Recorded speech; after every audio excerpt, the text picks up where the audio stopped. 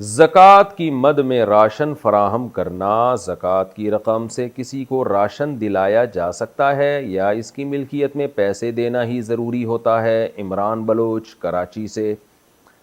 عمران صاحب پیسے بھی دے سکتے ہیں اور راشن بھی دے سکتے ہیں، کوئی حرج نہیں ہے، راشن بھی دلایا جا سکتا ہے۔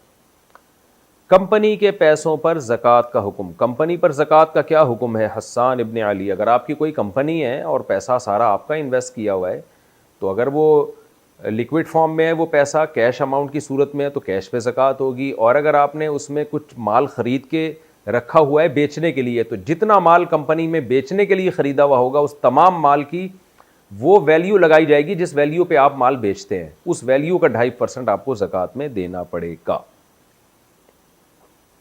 نماز اور صدقہ لوگوں کو دکھا کر کرنا، نماز یا صدقہ وغیرہ میں اس نیت سے دکھاوا کرنا کہ باقی لوگوں کو ترغیب ہو، کیا یہ ریا کے زمرے میں آتا ہے یا ایسا کرنا بہتر ہے؟ نیز اس کی حدود کیا ہیں؟ حمید اللہ صاحب کابل سے۔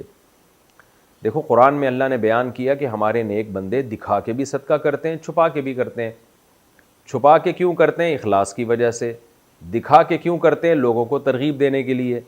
تو اس سے ہمیں پتہ چلتا ہے کہ اگر لوگوں کو دکھا کے آپ عبادت کر رہے ہیں اور آپ کا مقصد دکھلاوا نہیں ہے بلکہ لوگوں کو ترغیب دینا ہے تو یہ بالکل جائز ہے۔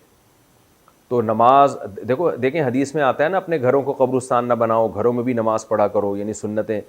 تو اس میں ایک بڑا مقصد ہے بچوں کو بھی ترغیب ہو، آپ دکھائیں گے بیوی بچوں کو تو ان کو بھی ترغیب ہوگی، صرف آپ کے کہنے سے ترغیب نہیں ہوتی، آپ بچوں کے سامنے بیٹھ کے دعائیں مانگا کریں، تلاوت کیا کریں تو ان کو بھی ترغیب ہوگی۔ تو اس لیے کسی کے سامنے نماز دکھا کے پڑھنا تاکہ لوگوں کو ترغیب ہو، یہ جائز ہے، اس میں کوئی حرج نہیں ہے۔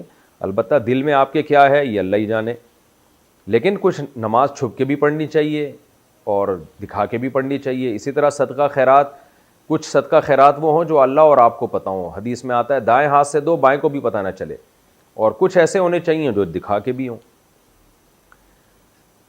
روزہ چھوڑ دیا تو صرف قضا ہے یا کفارہ ہے؟ اگر کوئی شخص جان بوجھ کر روزہ نہ رکھے تو قضا کرے گا یا کفارہ بھی دے گا؟ دیکھیں کفارہ ہوتا ہے روزہ توڑنے کی صورت میں، چھوڑنے کی صورت میں نہیں ہوتا۔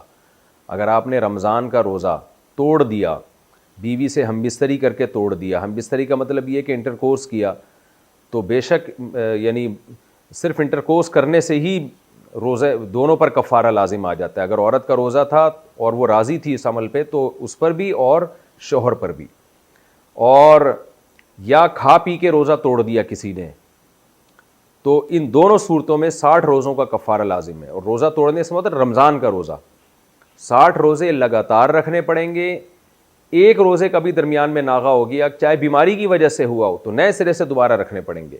البتہ خواتین کو اگر درمیان میں مینسز آ گئے تو وہ دن خارج ہیں اس سے، جیسے ہی مینسز ختم ہوں گے دوبارہ کنٹینیو کر لیں، تو اس طرح سے 60 کنٹینیو کریں وہ۔ تو یہ ضروری ہے، یہ بہت بڑا جرم ہے، گناہ ہے رمضان کا روزہ توڑ دینا، اور چھوڑ دینا بھی بہت بڑا جرم ہے، بہت بڑا گناہ ہے، لیکن چھوڑنے کا کفارہ نہیں ہے، بعد میں ایک روزے کی قضا ہے بس۔